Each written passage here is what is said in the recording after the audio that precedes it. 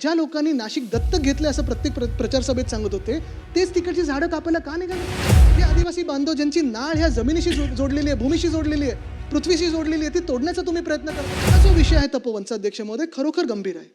नाशिकमध्ये तपश्चर्याचं वन, तपोवन हे नाव दिलेलं आहे. तिथे प्लांटेशन झालंय. तिथे ऐतिहासिक रामायणापासून, प्राचीन काळापासून हे एक वेगळी तिथे नाळ तिकडच्या नाशिककरांची जोडलेली आहे.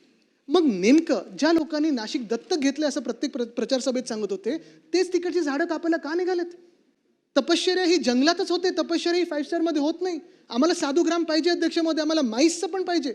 पण हे सगळं जे पाहिजे ती झाडं वाचून पाहिजे. जर झाडच वाचली नाहीत, जर वसुंधराच वाचली नाही, जर आपली पृथ्वीच वाचली नाही, तर आपण काय म्हणून जगणार आहोत?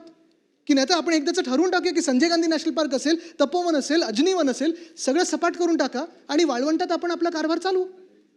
पण अजनीवन कापायचा हट्ट कशाला धरलेला आहे? तपोवन कापायचा हट्ट कशाला धरलेला आहे? संजय गांधी नॅशनल पार्क हे का म्हणून आपण कापायचं? किंवा आत्ता पण मी ऐकत होतो, एकतर आदिवासी बांधवांना ते जिथे राहतात, तुम्ही खरोखर आदिवासी बांधवांना त्यांच्या आपण वनातून नेऊन हे काय उंच इमारतींमध्ये देऊ शकणार आहात का?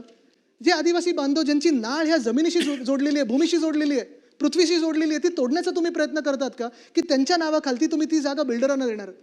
येऊरमध्ये ज्यांचे बंगले आहेत, लावा नावं इथे बाहेर आणि सांगा की आम्ही हे बंगले तोडू. पण ते न करता झाडं तोडायची,